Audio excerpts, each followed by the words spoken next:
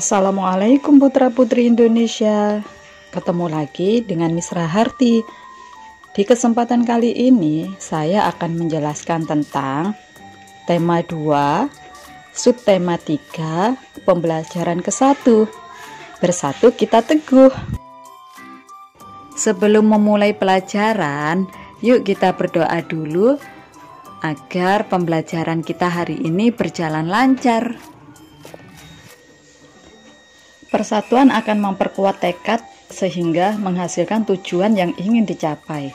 Hari ini kita akan belajar tentang persatuan yang membuahkan hasil sesuai harapan. Menjaga persatuan dan kesatuan bangsa merupakan kewajiban seluruh rakyat Indonesia.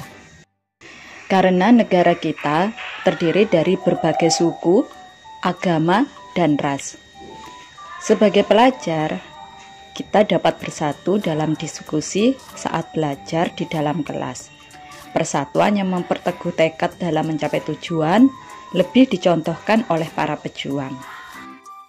Proklamasi Indonesia sebagai tonggak kemerdekaan Indonesia merupakan wujud dari persatuan bangsa Indonesia.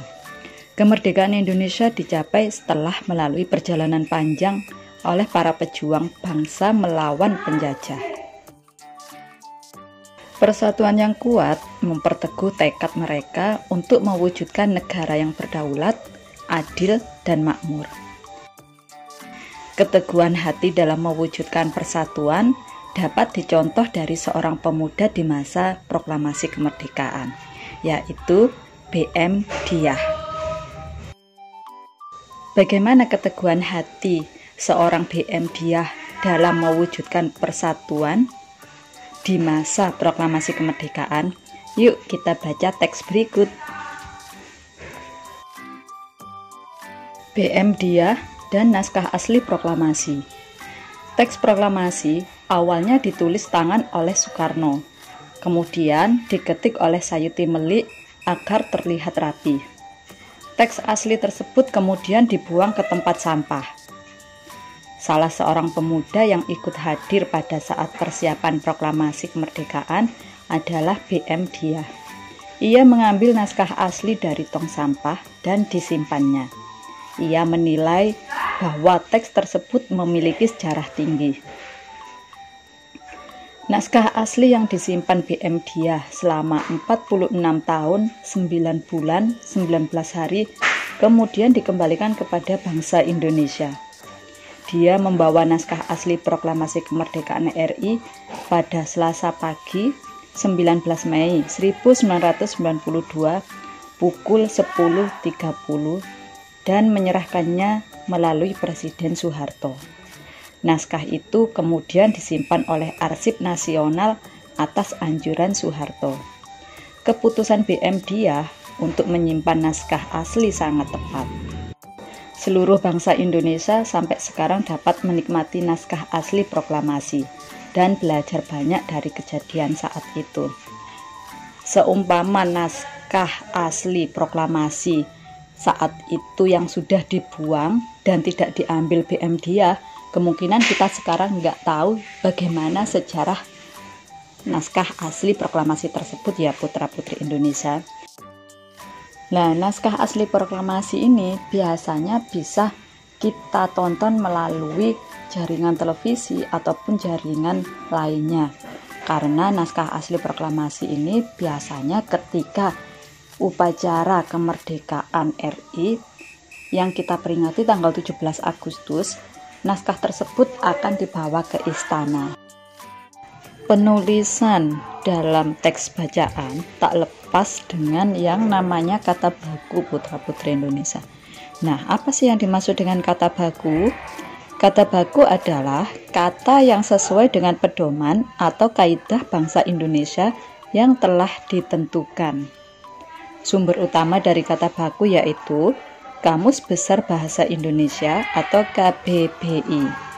Kata baku umumnya sering digunakan dalam situasi resmi, baik dalam tulisan maupun dalam pengucapan.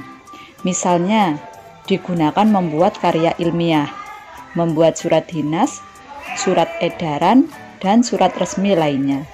membuat laporan saat berpidato dan rapat dinas. Selain kata baku, juga ada kata tidak baku putra-putri Indonesia. Lantas apa yang dimaksud dengan kata tidak baku? Kata tidak baku adalah kata yang tidak sesuai dengan pedoman atau kaidah bahasa Indonesia yang sudah ditentukan. Biasanya kata tidak baku sering digunakan saat percakapan sehari-hari. Berikut adalah contoh kata tidak baku dan contoh kata baku.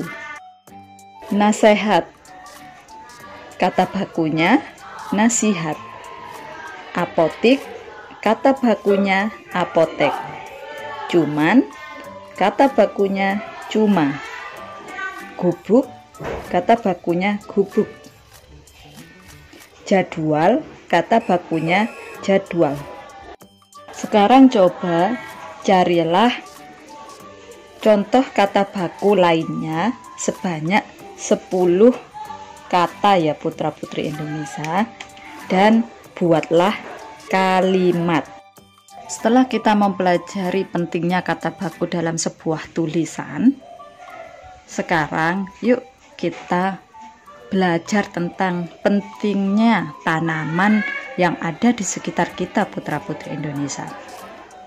Coba putra-putri Indonesia lihat di sekitar lingkungan kalian, pasti banyak sekali yang namanya pepohonan atau tanaman putra-putri Indonesia.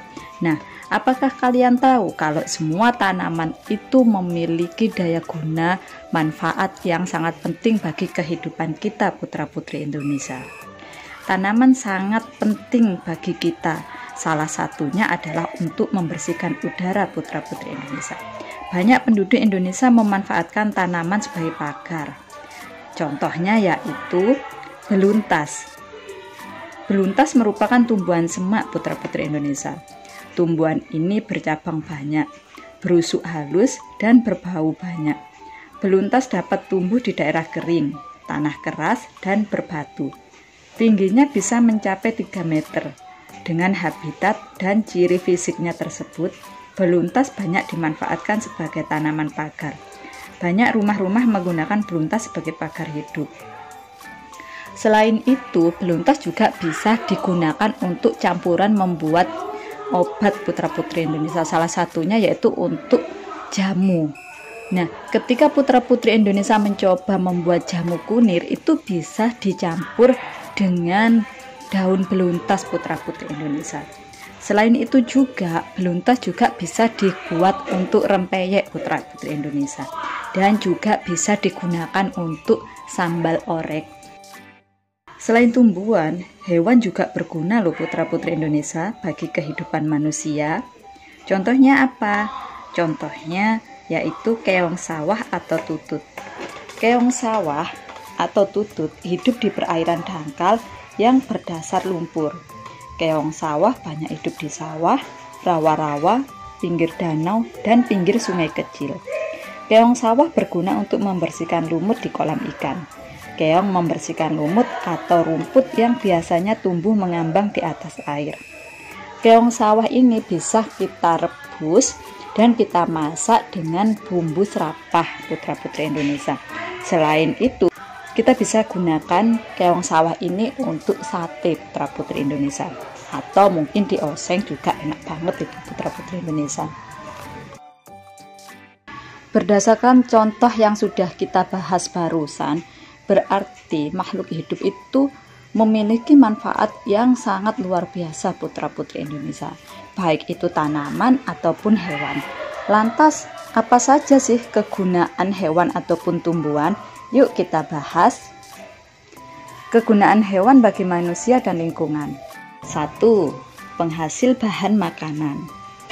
Nah, hewan yang ada di sekitar kita itu bisa kita manfaatkan dagingnya, telur ataupun susu sebagai bahan makanan kita putra-putri Indonesia, karena memiliki nilai gizi yang sangat tinggi.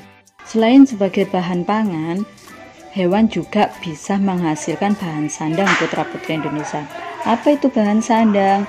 Yaitu bisa kita gunakan untuk pakaian kita. Misalnya kambing. Kambing itu bisa menghasilkan kain wol yang bisa kita gunakan di musim dingin. Yang kedua yaitu kain sutra yang dihasilkan dari serat kepompong ulat sutra. Selain itu juga ada hewan yang bisa dimanfaatkan kulitnya untuk jaket. Misalnya binatang sapi dan kerbau. Binatang sapi dan kerbau ini kulitnya bisa diambil dan dimanfaatkan untuk pembuatan jaket. Selanjutnya yaitu sebagai penghasil bahan kerajinan. Untuk binatang sapi ataupun kerbau, kulitnya selain bisa digunakan untuk jaket, juga bisa digunakan sebagai bahan pembuatan wayang kulit putra-putri Indonesia. Selain sapi dan kerbau, juga ada angsa loh putra-putri Indonesia.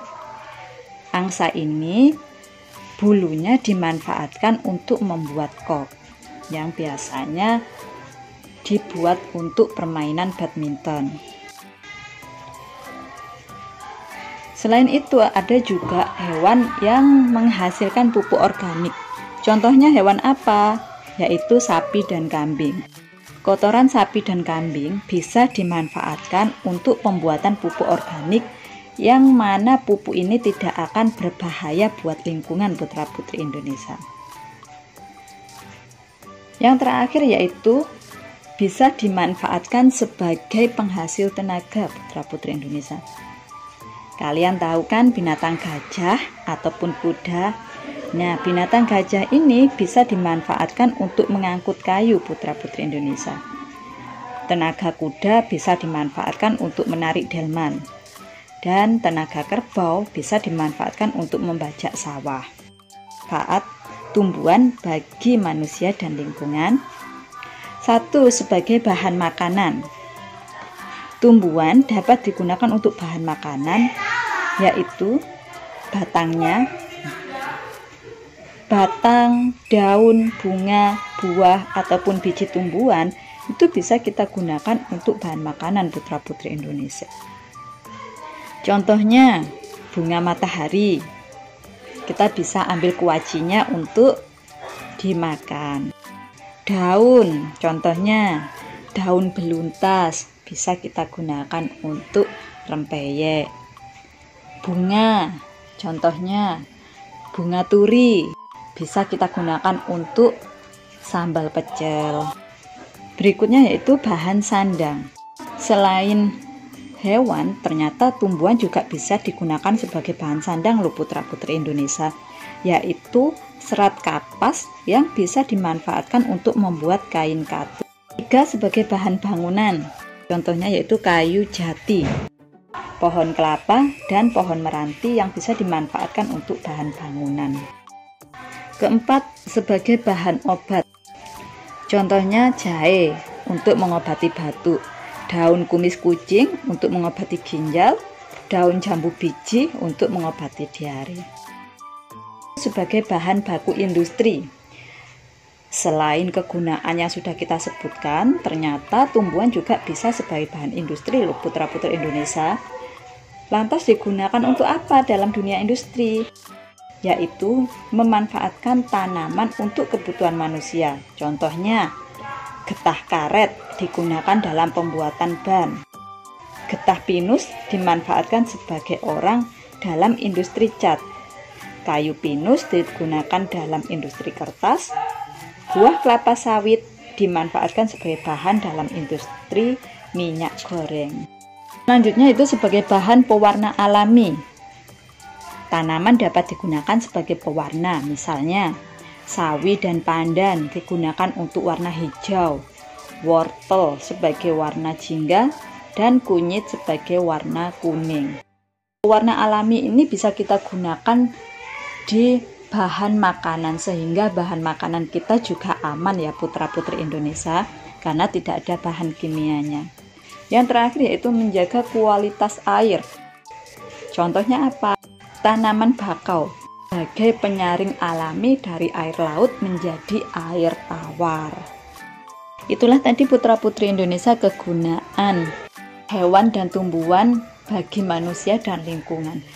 Sekarang coba tulis beberapa nama hewan dan tumbuhan, cari habitatnya seperti apa, dan manfaat bagi manusia itu apa saja. Carilah masing-masing 5 ya putra-putri Indonesia. Alhamdulillah, pelajaran hari ini telah selesai. Mudah-mudahan apa yang kita pelajari hari ini bermanfaat. Sampai ketemu lagi ya putra-putri Indonesia. Terima kasih dan wassalamualaikum.